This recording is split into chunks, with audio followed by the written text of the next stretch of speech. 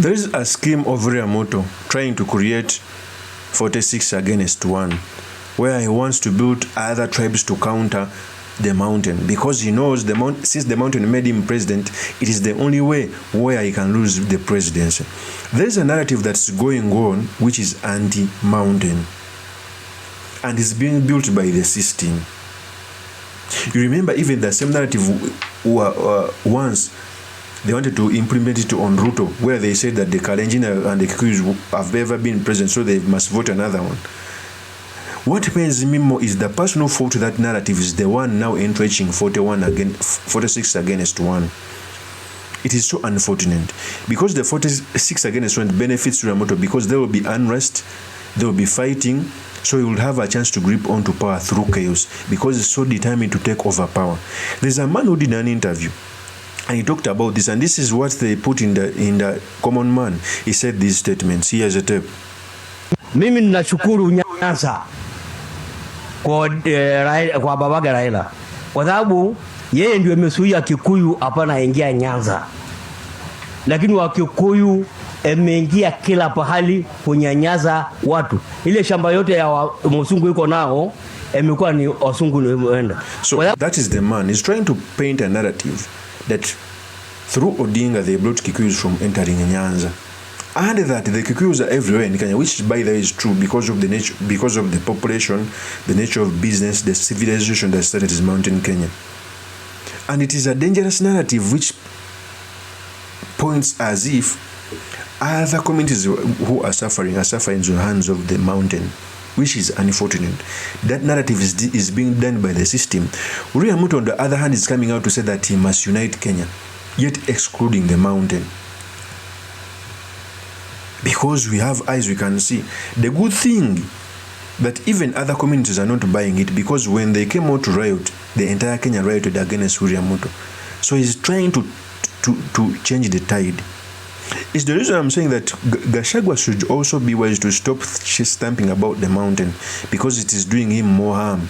He should start moving across the entire Kenya. I keep on telling people that when Riamuto was campaigning for presidency, 70% of the rallies he did in mountain, 20% in other regions, 10% to his region.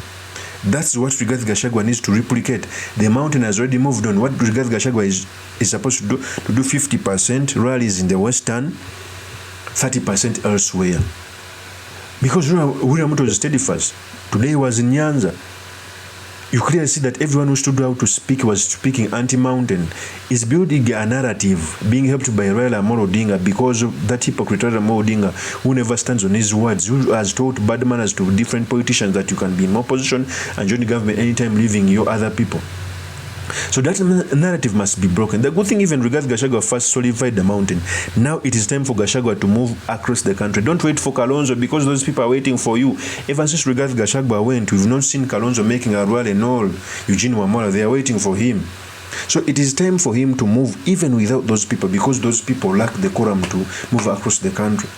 You see the narrative that is being built, which is unfortunate. The good thing, Kenyans understand what is going on. They know what is going on. In fact, even Macarena, there's that lame person who comes from the mountain, has always been the great support of Kindiki. They are realizing it in the mountain. Even came out to say that Kindiki is not going to be the running mate. But even the young kid sees that in a 2027, there's no way Riamuto will pick Kindiki as a running mate after the mountain is gone. What will be the value of Kindiki? Because he wants to isolate the mountain. Macarena explained it very well. He said these statements. Here's a tape.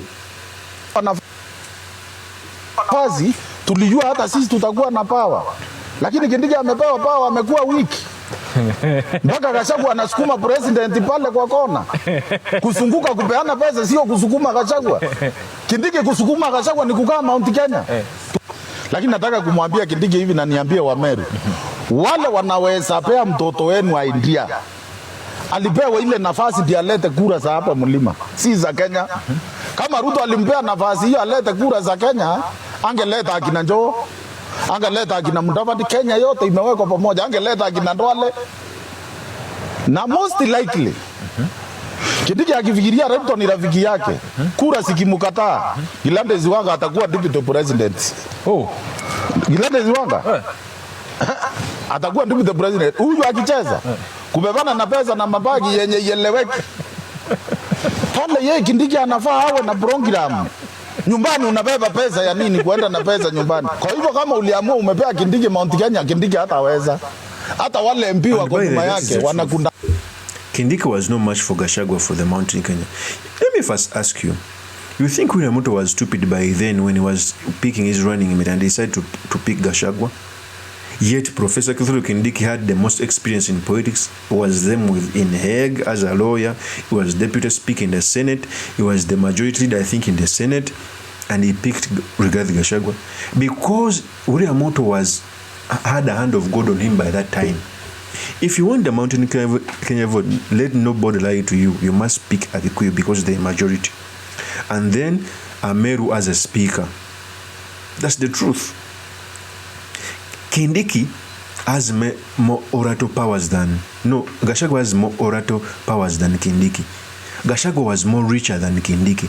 There are very many attributes that Gachagua has which can make him the deputy president and the president than Kindiki. And it's true. In 2027, I don't see Kindiki becoming the president. It's because Ruto wants to isolate the Mountain Kenya. And those people who come out to say that Kenya must unite, especially Ruto and Raila Amolo, they don't know what they're speaking about. Why is it that they only speak that Kenya must unite when they are presidential candidate? When they pick a running mate, they may pick from the most populous community. Why? If indeed we want to believe that Kenya should unite, Raila Amolo in the next election should pick a Mijikenda, Ruto should pick maybe a Somali, and another person who speak about Kenya unity must pick another person, like a Kisi. Because it is impossible. When you want to win the presidency, you must come from the most populous community, plus a running mate from the topmost populous community, and that is Kikuyu, Luya, Kalenjin, Kamba, what have I forgotten? The 5 most populous. So it is very beautiful if you are divided like this, for as long as we don't fight each other. Even in the United States of America right now, they speak about Jews, they speak about the Hispanic community, they speak about the black community because they know that votes count. So Makarina was right. Let's continue with Makarina. Sasa Kindiki Gachagua anaongea anaenda mpaka ng'ambo na Kindiki anazunguka hapa na mbali. What nini amefanya? Mtu ni profesa lakini anatumia watu hawampendi huyu bwana. Unafikiria elected leaders watakusaidia? Wao wenyewe 90% wanaenda nyumbani 620 kura zinafunguliangwa 630 MP karibu wote watabaki 2 ama 3. Kwa hivyo ile kitu nataka kuambia rais Kindiki, kama ni wewe umemfunga, mwambie arudi Mount Kenya na asikize kila mtu, na awachane na simu za kila mtu, awe na leaders wale anapigia simu. Uwezi nipigia simu na upigie driver yangu simu, useless thing. Ni deputy president gani huyu mimi anipigie simu na apigie driver yangu simu? Sasa nani atamsupport akijua yeye anamwamini? Trustworthy ya Kindiki ndio inafanya aende kwake Meru na pesa ndio watu wajitokeze. Unajifungia nini kwa nyumba na kiti ni yako? Kwani utaogopa Gachagua mpaka uingie kwa choo? Yaani Kindiki amefukuzwa na Gachagua, sasa anaongea kama amefunga milango. Wewe kama umsupport hataki kuongea na wewe. Nataka kuambia Kindiki wa Meru, tunakuambia uache maringo. Kana mwananchi akwambie ni nini anataka, uambie rais direct. Na from today, maprofesa wote watoe viraoni wakuje sasa ni wasaidie mimi. Chama ni wa my illiterate. Na ukienda nyumba hizi zote zimejengwa mahali ile mzuri yote. Hakuna profesa ako na mahali ya maana. Na Kenya ikiongozwa na masomo peke yake, hatutaendelea. Nani atalima mahindi? Nani atajua ni nini itakuliwa? Makarina when I was talking about Kindiki, and it's true. Kindiki has not put out enough battle. Yet he has the budget. His budget was increased. He would have come to Mount Kenya so that he can move constituency per constituency because the deputy president. But I think he realized even the MPs that sent William Ruto Gachagua home, most especially from the Mount Kenya, they are now mum because they know what is happening. It's only Kimani Ichung'wah and others who are speaking. Others are silent because they know they made a fundamental mistake. In Kenya, you cannot just go against your kingpin in your region. It's like going against Raila and Nyanza, they will take you home. It's like going against Ruto in Rift Valley, they will take you home. The same to Gachagua. It was a mistake. The least MP could do. Maybe MPs from Mount Kenya would have relieved themselves from the battle like the way Ndindi Nyoro is. That's why I keep on saying telling people that Ndindi Nyoro is among the most wise MPs in Parliament. Even the contribution. Okay? So there is a scheme of isolating Mount Kenya, and when they are isolating Mount Kenya, Kindiki is going to be among the casualties. Of course, that's my opinion. Do drop me your comments by commenting about this. Thank you very much for listening in. If this is your first time on this YouTube channel, I implore you to subscribe, like, and comment so that I can be motivated to do more such videos. I'll see you on another one. Peace.